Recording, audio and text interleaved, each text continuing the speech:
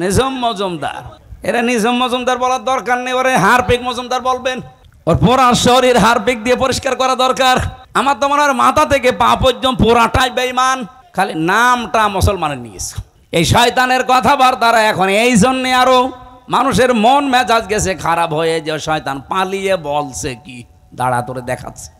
সারা রাম আর বাম পাড়া যারা বিশেষ করে আধিপত্যবাদ যারা কায়েম করতে চায় তারা এখন অলরেডি হাফ পাগল হয়ে গেছে। আমার মনে হয় পাবনা জেলা আমার সামনে আরো বড় করা লাগবে। পাগলা কারাত লাগলে জেলা বড় না করলে পাগলা কারাত দেবেন কোথায়? সেদিন কিছু গালাগালি দেখে বলেছিলাম, ওদের ওপর রাগ করে না।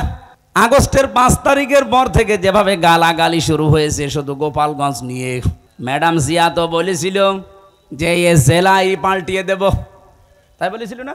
আর আমি একটু শখ করে বলেছিলাম যে এত গালাগালি ওরা খায়, ওদের মানচিত্রে রাখার দরকার নেই। ওদিকে নড়াইল, এদিকে ফরিদপুর আর এদিকে মাদারীপুর, যেহেতু 3টা আসন আছে 3 জেলায় ভাগ করে দেন, ওদের জেলা গায়েব হয়ে যাবে। এখন রাম আর বাম পাড়ায় আগুন জ্বলছে, যে হইল কি? আমার দাদা তো আমি জেলখানায় থাকতে পটল তুলেছে, মরে গেছে, আওয়ামী লীগ করতে গিয়েছে, অসুবিধা নেই।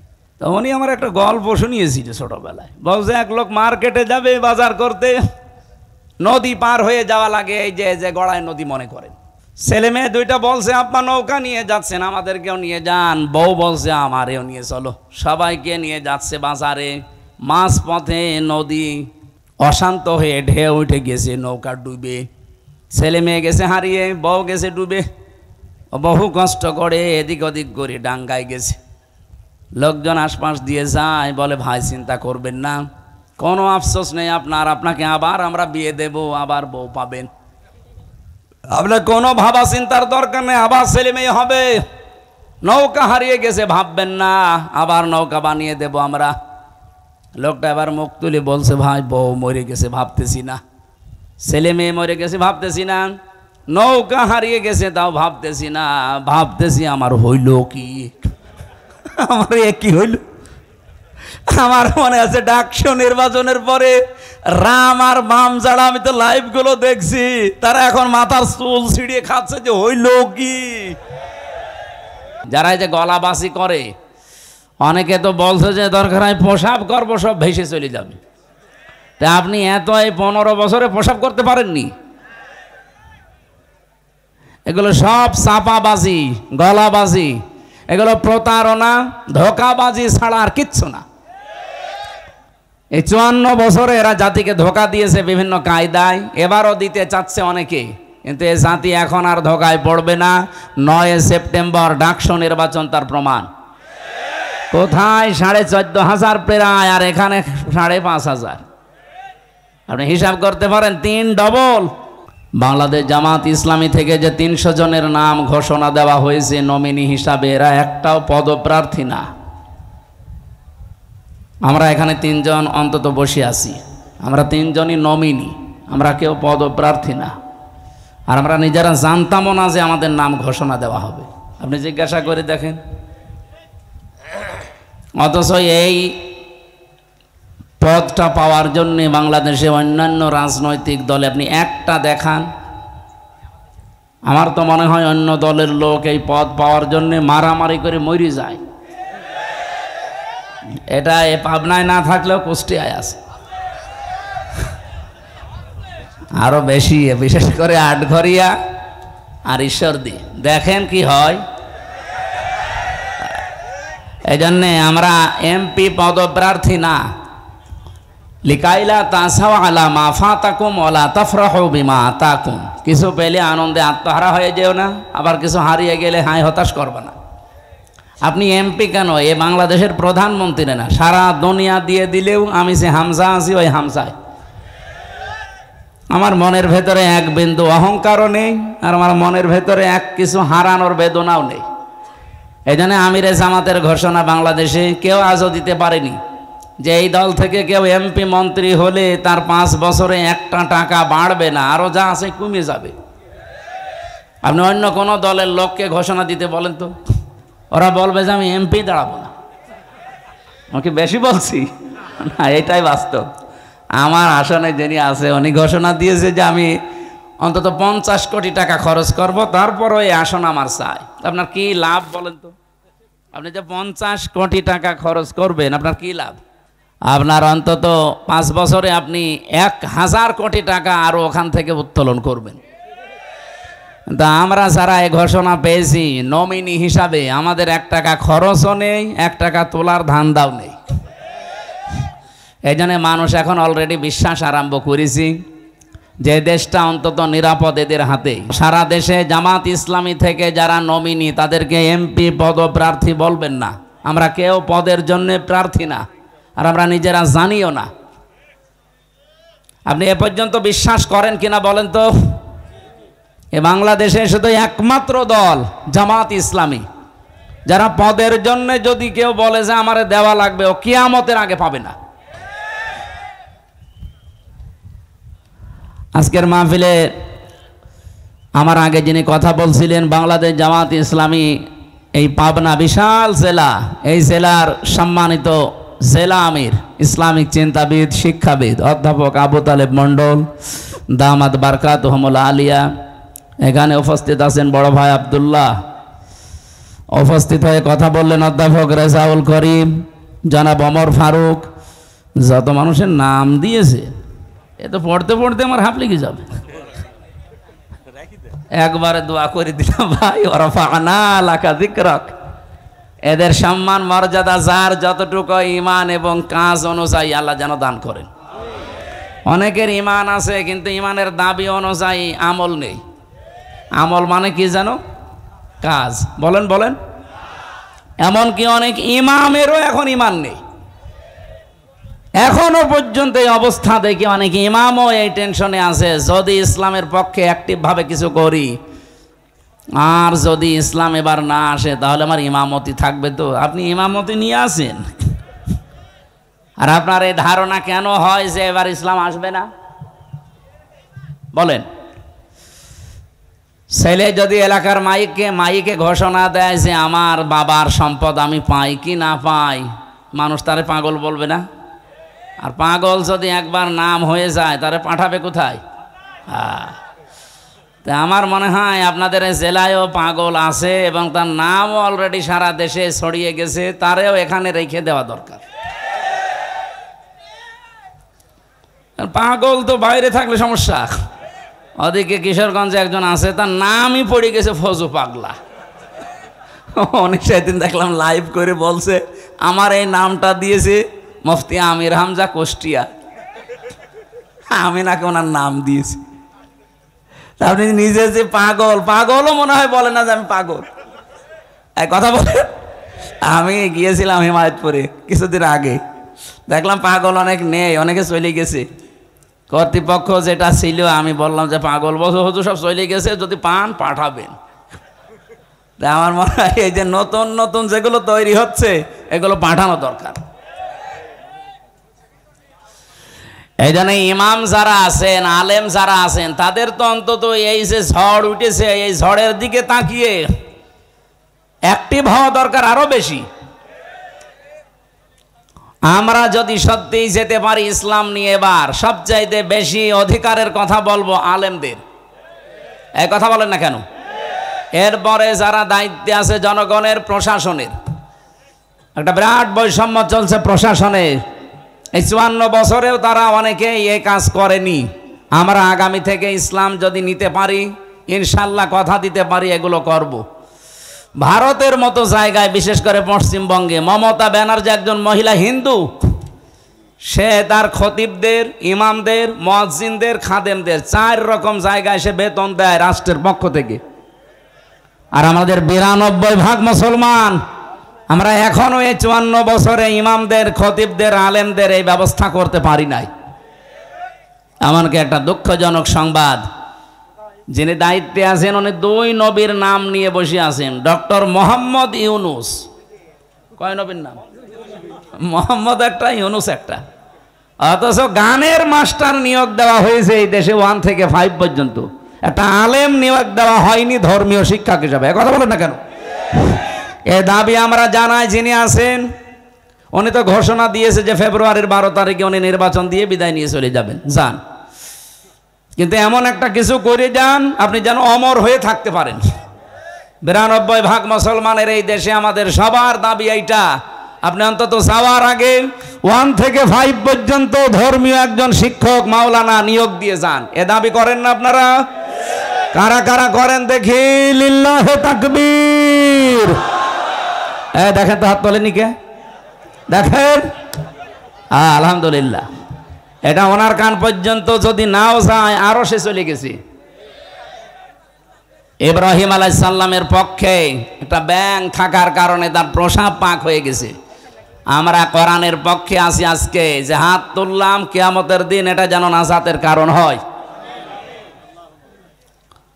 সম্মানিত উপস্থিতি, ওনাকে আহ্বান জানাচ্ছি। দ্বিতীয় নম্বরে যেটা আমরা করতে চাই, আমাদের অন্তত মনে আছে আমরা 58 জন আলেম এই বাংলাদেশে জামাত ইসলামী থেকে নমিনেশন পেয়েছি, নমিনি 58 জন, বাকি অন্যান্য সাইটের আছে, তার ভেতরে আমরা এখানে 2 জন আছি।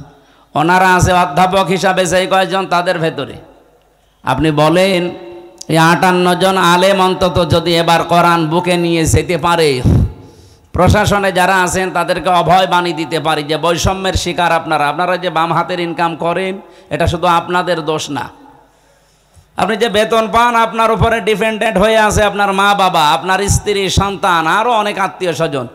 অনেকেই মনে করে যে প্রশাসনে যারা আছে এদের তো উল্টাপাল্টা ইনকাম আছে, সুতরাং বিভিন্ন চাহিদা তাদের উপরে থাকে। তাদের বেতনে যখন আর কোলায় না তখন তারা এদিক ওদিক টান দেয়। আমি কি বেশি বললাম? এইটা বন্ধ হওয়া সম্ভব। আমি মালয়েশিয়া ছিলাম, আমি দেখেছি সেখানকার প্রশাসনের সাথে মিশে।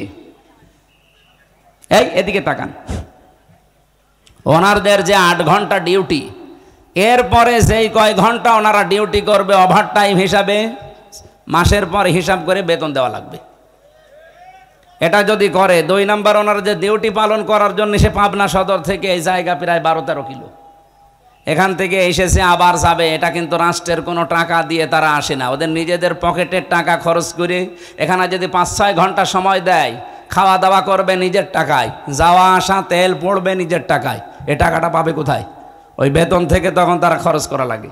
এটা একটা জুলুম এবং এটা বৈষম্য। পৃথিবীতে 8 ঘন্টার উপরে ডিউটি করলে আপনাকে অবশ্যই ওভার টাইম হিসাবে টাকা দেওয়াই লাগবে, তাহলে সে বাম হাতের ইনকাম করবে না। প্রশাসনে যারা আছেন আগামীতে তারা এটা পাবেন যদি ইসলাম আসে। আর ইসলাম বাদ দিয়ে যদি অন্য কিছু আসে, যা আছেন হ্যাঁ আসবে, আপনার হয়তো 2 টাকার জায়গায় 4 টাকা, কিন্তু সব হবে অবৈধ। কি কথা বলছেন? অবৈধ যারা ইনকাম করে তাদের কি হয়? আপনি নেপালের দিকে তাকান, ন্যাংটা করে পিটাচ্ছে।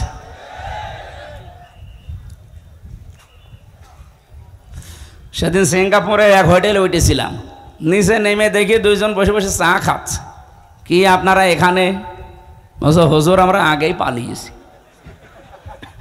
আপনারা পালাইলেন কেন? যার সাথে দেখা হয়েছিল তার 620টা বাড়ি, চট্টগ্রামে বাড়ি, মন্ত্রী ছিল। আপনাদের ডিলো ছিল, ডিলো মরে যাওয়ার পরে তারে দিয়েছিল। 620টা বাড়ি, ওই দেশেও তার বাড়ি আছে। মালয়েশিয়া আছে সাহেব পাড়া, কানাডায় আছে বেগম পাড়া। বাংলাদেশে যত বাড়ি ছিল জনগণ তো আগুন লাগিয়ে দিয়েছে, শেষ করে দিয়েছে। বাইরের দেশের বাড়িতেও থাকতে পারে না, তালা লাগানো, থাকে হোটেলে। আমি বললাম হোটেলে কেন, আপনি বাড়িতে থাকতে পারেন না? বলছে 20 লাখ বাঙালি আছে এই পাশের দেশে মালয়েশিয়া। যদি ওরা জানতে পারে বাইরে আমি ঘুরে বেড়াচ্ছি, পিটিয়ে ভাতটা বানিয়ে ফেলবে। এই জন্য খুব চুরি করে আসে। হুজুর দোয়া করেন। দোয়া? আপনার জন্য দোয়া আসবে? এই অবৈধ ইনকাম করে কি করলেন? এই যত টাকা পাচার করেছিলেন, এই টাকাগুলো পাচার না করে যদি দেশে আপনি কর্মসংস্থান তৈরি করে দিতেন, এই দেশের লক্ষ লক্ষ যুবকেরা এখনো বেকার এবং বাইরে যেয়ে তারা দেখি রাস্তা ঝাড়ু দেয়, থালা বাসন মাজে, রান্না করে, টয়লেট সাফ করে। বেতন সর্বোচ্চ কত বাংলাদেশের টাকায়? 22,000, 30,000, 40,000। আরে ভাই, বাংলাদেশে ওই টাকাগুলো তো যদি আপনি কর্মসংস্থান বানিয়ে দিতেন, এই দেশে মাসে 50,000 টাকা উপায় করা সম্ভব।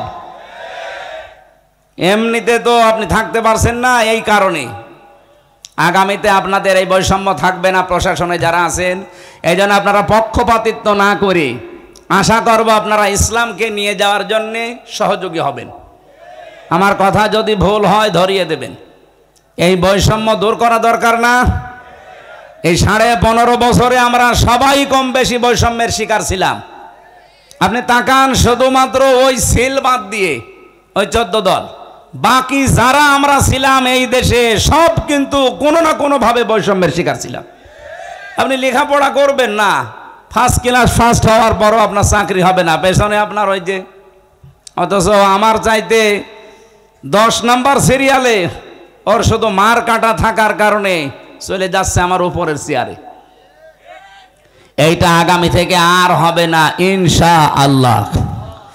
সুতরাং যারা বিভিন্ন কারণে হয়তো এই আশঙ্কায় আছেন, যদি ইসলাম এবার না আসে, এত কাজ করে শেষে আমার ইমামতি হারাবো, আমার চাকরি যাবে, কোনো চিন্তা করবেন না ভাই। ওয়ালা তাহিনু ওয়ালা তাহজানু ওয়া আনতুমুল আ'লাউনা ইন কুনতুম মুমিনিন।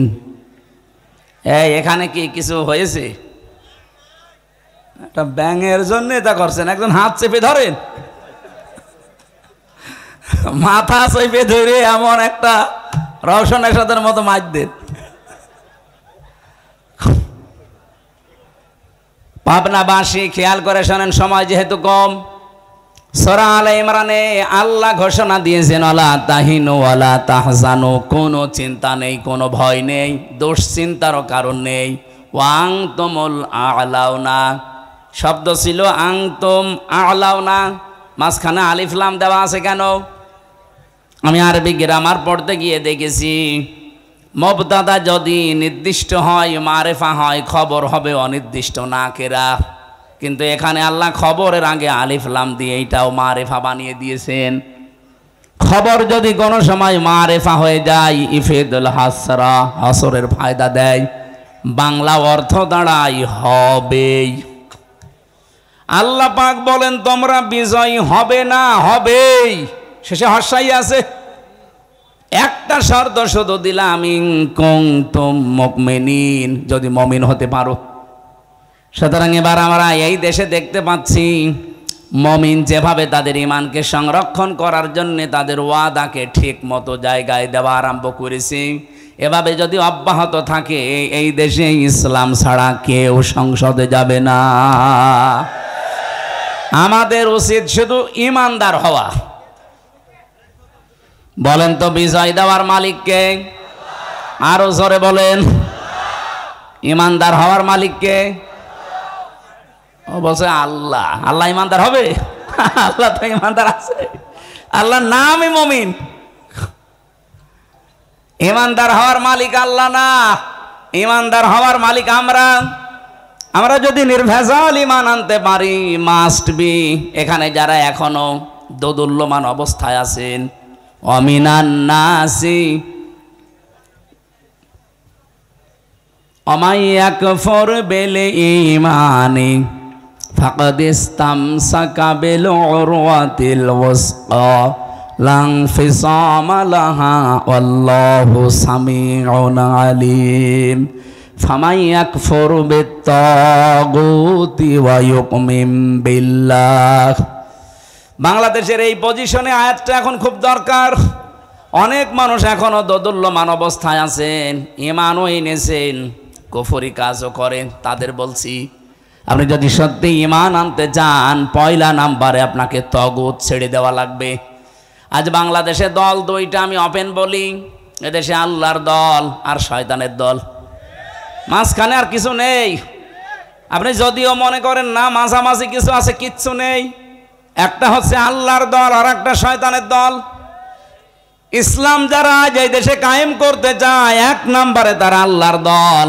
ইসলামের বাইরে যারা অন্য আইনে দেশে কায়েম করতে চায়, বাংলায় বলছি তারা শয়তানের দল। সে যে নামে আসুক না কেন, যাদের উদ্দেশ্য এইটা যে আমরা মানুষের তৈরি করা আইন কায়েম করব, এটা শয়তানের দল। আর আপনি বিশ্বাস করতে পারেন শয়তানের দল জীবনেও সাকসেস হবে না। উলাইকা হিজবুশ শাইতান উলাইকা হুমুল খাসিরুন। শয়তানের দল এরা হচ্ছে ক্ষতিগ্রস্ত। উলাইকা হিজবুল্লাহ উলাইকা হুমুল মুফলিহুন। আল্লাহর দল যারা এরা সফল কাম। জোরে বলেন সুবহানাল্লাহ। এই জন্য এই দলে যারা আছেন নিজেদেরকে হীনমন্যতায় ভোগাবেন না, ছোট ভাববেন না। আল্লাহ পাক আপনাকে ভালোবেসেছেন, পছন্দ করেছেন, এই জন্য আপনাকে দিয়ে তার একামতে দিনের কাজ করাচ্ছেন। এটাকে আমি বানিয়ে বলছি। সূরা সূরার 13 নম্বর আয়াতের শেষের দিকে দেখেন, আল্লাহু ইয়াজতাবি ইলাইহি মাইয়াশা ওয়া ইয়াহদি ইলাইহি মাইয়ুনিব। আল্লাহ পাক বলেন, আমি আল্লাহ যাকে পছন্দ করি, যাকে নির্বাচিত করি, যাকে মনোনীত করি। কাকে করি? ওয়া ইয়াহদি ইলাইহি মাইয়ুনিব, যে লোকটা আমি আল্লাহর দিকে মন থেকে ফিরে আসতে চাই। সুতরাং এই দেশে এখন যে অবস্থা আরম্ভ হয়েছে, আপনি দিনের দিকে যারা একামতে দিন এদেশে কায়েম করতে চায়, আল্লাহর দিন, আপনি চোখ কান বুঝে চলে আসেন, একেবারে ফিরে আসেন জীবনের মতো আল্লাহর জন্যে। দেখবেন আপনাকে আল্লাহ নির্বাচিত করে নেবে তার দিন কায়েমের কর্মী হিসাবে। হ্যাঁ, কথা বলেন না কেন? 18 কোটি মানুষ এই দেশে এখন। আজকে আমার মনে হয় 11 তারিখ, 1 তারিখের জরিপ পড়ছিলাম, বাংলাদেশে এখন প্রায় 7 কোটি 20 লাখ মানুষ চাচ্ছে দেশে আল্লাহর দিন কায়েম হোক। বাকি এখনো যারা আসতে পারেন নাই, ফিরে আসেন। আপনিও যেন এই দলে সামিল হয়ে যে আল্লাহর মনোনীত, নির্বাচিত, পছন্দনীয় হতে পারেন। হ্যাঁ, এই কথা বললে কারা আসে না, রাগ করে আল্লাহ তাও জানিয়েছেন আগের শব্দে, কাবর আলাল মুশরিকিনা মা তাদউহুম ইলাই। রব্বুল আলামিন বলেন, হে নবী, আপনি যেদিকে মানুষকে ডাকেন, এই কথাটা শুনলে সব চাইতে বেশি মন খারাপ করে, খারাপ লাগে, কষ্ট পায়, রাগ হয় মুশরিকদের। কি কথা বলেন না কেন?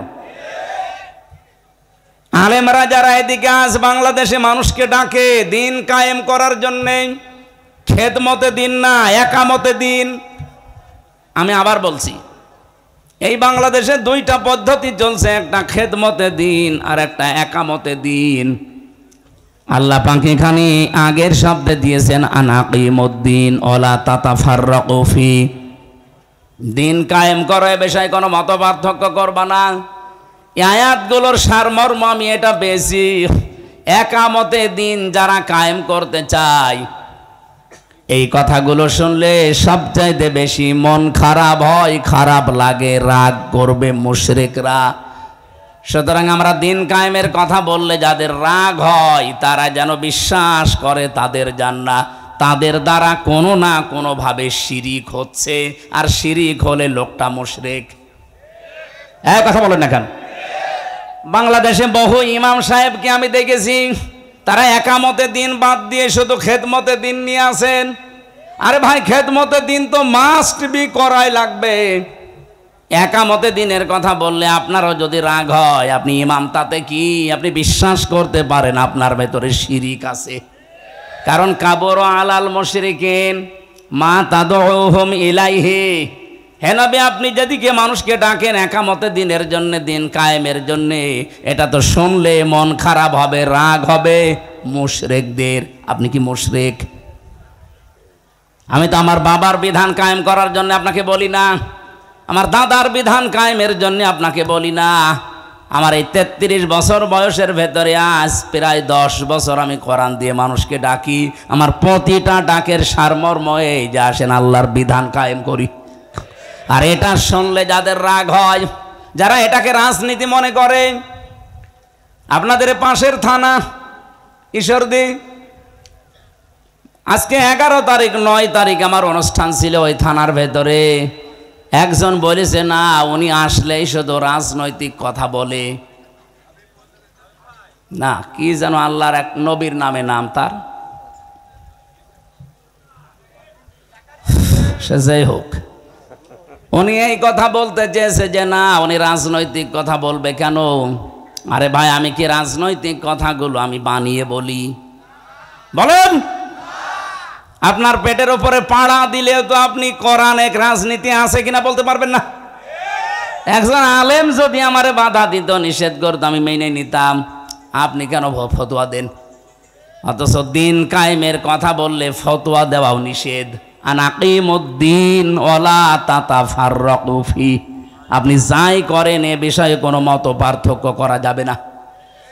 সুতরাং বাংলাদেশে যারা পীর সাহেব আছেন, আপনি চালান আপনার কাজ, কিন্তু আপনার টার্গেট যেন থাকে জমিনে দিন কায়েম করা লাগবে। আপনি খেদমতে দিনই আছেন, করেন, দিনের খেদমতে আছেন, কিন্তু আপনার টার্গেট করা লাগবে জমিনে যেন দিন কায়েম হয়।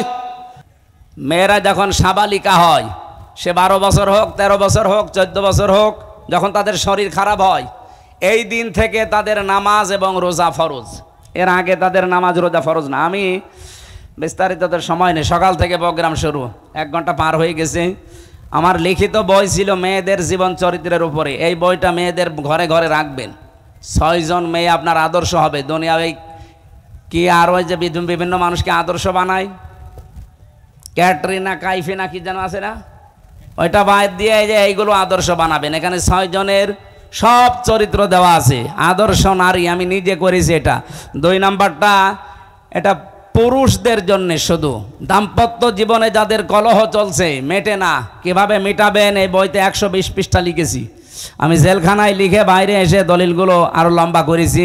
আর এটা শুধু মেয়েদের জন্য। দাম্পত্য জীবনে স্বামী স্ত্রীর মিল মহাব্বত নেই, সমস্যা এবং এর সমাধান কি হবে, এই 3টা বই এখানে আছে। আমার মনে হয় পাওয়া যায়, ওই যে গাড়িতে বই আছে, যাওয়ার সময় নিয়েছেন আপনারা। মাহফিল নিয়েছে মাত্র 3-4 দিন আগে, এই জন্য এত বড় বিশাল আয়োজন। আমি তো মনে করছি মনে হয় একেবারে ছোট মসজিদে হবে। এ বিশাল আয়োজনে যারা সম্পৃক্ত হয়েছেন এদেরকে একটু বেতন দরজা দিয়ে একটু সাপোর্ট দেন। টাকা পয়সা যদি এনে থাকেন, দিন প্রচারে যদি খরচ না করেন তো কোথায় খরচ করবেন? সুতরাং যাদের সমর্থ আছে, ওনাদের স্বেচ্ছাসেবক যারা আছে, তাদের কাছে অবশ্যই ড্রাম দেওয়া আছে। স্বেচ্ছাসেবক থাকলে মাস্ট বি দিয়ে যাবেন। আপনার একটা নিয়ত করি, এই নিয়তটা কার্যকর হবে ইনশাআল্লাহ। সম্মানিত মা বোনেরা, তাহলে নামাজ এবং রোজা আপনার ফরজ হচ্ছে যেদিন আপনার শরীর খারাপ শুরু হবে, ওই দিনের পর থেকে আপনারা আপনার স্বামীকে জানিয়ে দেবেন যে মেয়ের অবস্থা এই, আপনার স্বামীও যেন কঠোর হয় সন্তানের উপরে, নামাজ যেন বাদ না যায়। আল্লাহ আমাদের তৌফিক দিন। আমি আর লম্বা করতে পারছি না। আগামী থেকে এই একটা চাপ চলছে, এটা চলে গেলে আমরা আবার বিস্তারিত কথা বলবো ইনশাআল্লাহ। আল্লাহুম্মা আমিন। লা ইলাহা ইল্লা আনতা সুবহানাক ইন্নী কুনতু মিনাজ জালিমিন। আল্লাহুম্মা গফিরলি ওয়ারহামনি ওয়াহদিনি ওয়াফিনি ওয়ারযুকনি ইয়া রাব্বাল আলামিন। রব্বুল আলামিন, আল্লাহর দলে কারা, এই বিষয়ে আমরা তোমার কোরআন থেকে কিছু কথা শুনেছি। যতটুকু শুনলাম বুঝলাম, এই আয়াতটা জীবনে সেট করে দাও। সওয়াবগুলো নবীজির রওজায় পৌঁছিয়ে দাও। হক এবং বাতিলের দ্বন্দ্ব সে চিরন্তন চলছে, এখনো আছে, কিয়ামত পর্যন্ত থাকবে। আল্লাহ, তুমি আমাদেরকে হকের পথে কবুল করো, বাতিল পন্থী থেকে আমাদেরকে তুমি বাঁচাও। সম্মানিত মা বোন যারা এসেছে তাদেরকে সুস্থ রাখো। আল্লাহ, আমি নিজেও অসুস্থ, জালেমের জেলখানায় 3টা বছর। ওরা আমার মাথার চুল থেকে পায়ের তালু পর্যন্ত এমন কোনো জায়গা নেই টর্চার করে নাই। আমার এত টর্চারের মাত্রা এমন বাড়িয়ে দিয়েছিল, আমি শক্ত চেয়ারে বসতে পারি না। এমন জায়গায় তারা আঘাত করেছে, আমার ম্যাডামকে ছাড়া কাউকে দেখানো যায় না। আমার শরীরটাকে আগের অবস্থায় ফিরিয়ে দাও। আমার কণ্ঠটাকে তুমি মেহেরবানি করে কোরআনের ইজ্জতে ভিক্ষা দাও। যতগুলো রোগ আমার শরীরে জেলখানায় যাবার পরে বাসা বেঁধেছে, সব রোগ থেকে তুমি আমাকে মুক্তি দাও আল্লাহ। অনেকগুলো মানুষ আমরা এখানে আছি যারা অসুস্থ, তাদেরকেও শেফায়ে কামেলা আজেলা দাও। মাহফিলের সভাপতি মোল্লা মানুষ, আল্লাহ তোমার এই মোল্লা বান্দাকে কবুল করো। প্রধান অতিথি, বিশেষ অতিথি, আলেম ওলামা যারা এসেছি, এবার ইসলামের পক্ষে একজোট হওয়ার তৌফিক দাও। আল্লাহ তাআলা, অনেক পরিবারের শান্তি নেই। আমি বহু কষ্ট করে দাম্পত্য জীবন নিয়ে, পারিবারিক জীবন নিয়ে বইগুলো লিখেছিলাম। এখান থেকে জ্ঞান অর্জন করে আমাদের পরিবারটা তুমি ঠান্ডা করে দাও। তোমার নাম সালাম, ওই সালাম নামের কারণে আমার পরিবারে তুমি শান্তি দান করো আল্লাহ। রব্বানা হাবলানা মিন আজওয়াজিনা ওয়া যুররিয়াতিনা কুররাতা আয়ুনি ওয়াজআলনা লিল মুত্তাকিনা ইমামা। কখন কার কাছে মরণ চলে আসে কেউ জানি না। রব্বুল আলামিন, মরতে আমাদের দুঃখ নেই, ভয়ও নেই। আমরা একটু দেখতে চাই ৫৬,০০০ বর্গ মাইল কোরআন দিয়ে চলছে, এটা দেখে মরার তৌফিক দাও। শেষ কথা জীবনে যেন এইটাই বলতে পারি, লা ইলাহা ইল্লাল্লাহু মুহাম্মাদুর রাসূলুল্লাহ।